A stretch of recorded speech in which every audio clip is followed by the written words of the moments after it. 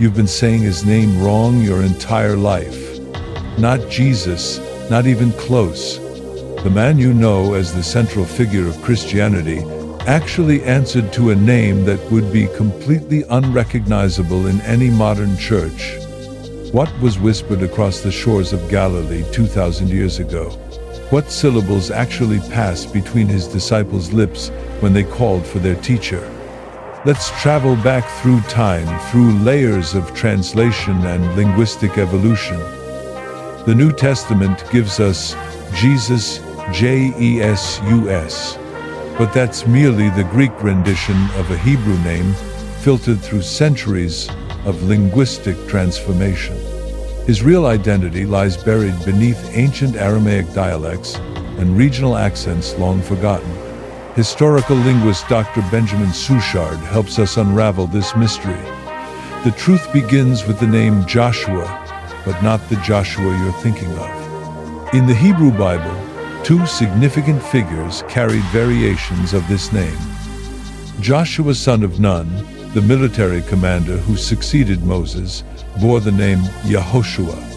Then there was Joshua the high priest, known by the shorter, more colloquial version, Yeshua. During the Second Temple period when Jesus lived, Yeshua became the dominant form.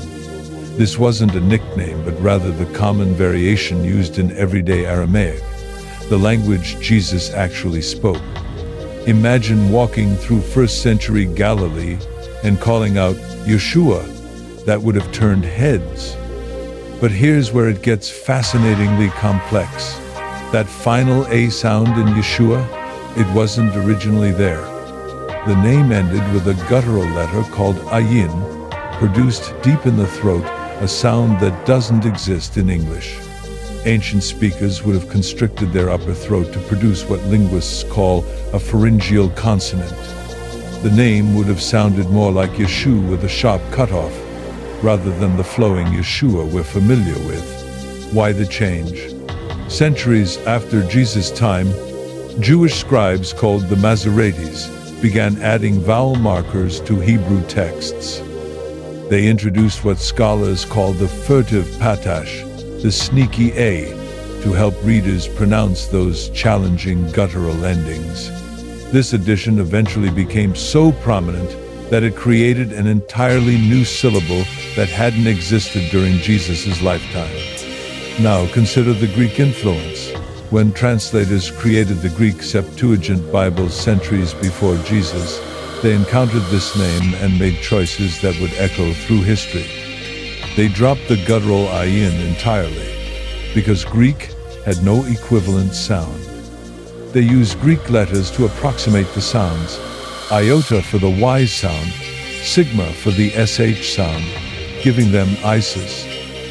They added a final S because that's how Greek indicates the subject of a sentence, the nominative case. This Greek version, Isis, passed into Latin virtually unchanged. But where did the J come from? The letter J is actually the newest addition to the English alphabet.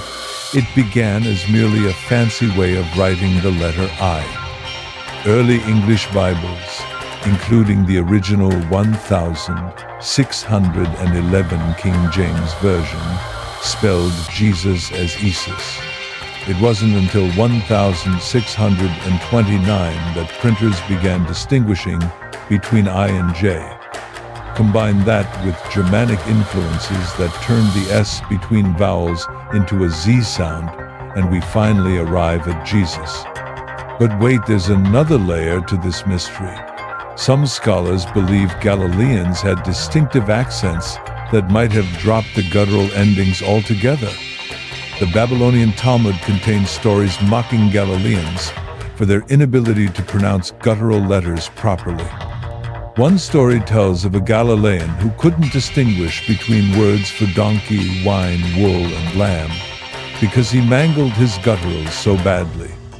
Some rabbinic texts even suggest Jews from Galilean towns weren't allowed to read Torah aloud for fear they'd accidentally say something blasphemous by mispronouncing these sensitive sounds. This raises the tantalizing possibility that Jesus' own disciples might have called him Yeshua rather than Yeshua, dropping the challenging guttural ending entirely. Other evidence comes from ancient Syriac and Mandaic languages, where Jesus is called Ishu or Ishu, both lacking the final guttural. Yet recent scholarship suggests the Galilean bumpkin stereotype might be exaggerated. The Talmudic stories were written centuries after Jesus' time and may reflect later prejudices rather than accurate linguistic descriptions. Dead Sea Scroll evidence shows that while Aramaic speakers sometimes softened guttural letters in the middle of words, they typically preserved them at word endings. So what's the most probable pronunciation? If you want to sound like a first-century Galilean, you'd likely say Yesh with a short E sound, followed by a short U, and possibly a faint guttural constriction at the end, though even that might have been softened in everyday speech. The two vowels would have been short and crisp, not the long drawn-out sounds we use today. This isn't just academic curiosity, it's about connecting with historical reality. The most influential figure in Western history answered to a name that modern Christians would struggle to recognize. His disciples called him something entirely different from what we say in churches today. Every time we say Jesus, we're speaking a name that passed through Greek filters, Latin adaptations, and English innovations. The journey from Yeshua to Jesus mirrors the journey of faith itself, constantly evolving, adapting to new cultures and languages, yet always pointing back to that same revolutionary teacher from Nazareth. His message transcended language barriers and cultural transformations, proving that what matters isn't the pronunciation of a name but the power of the ideas behind it. Some truths remain constant across translations and millennia. The name may change, but the legacy endures, a reminder that even our most fundamental assumptions deserve occasional re-examination. After all, if we've been saying the most important name in history wrong all this time, what other profound truths might we have slightly misunderstood?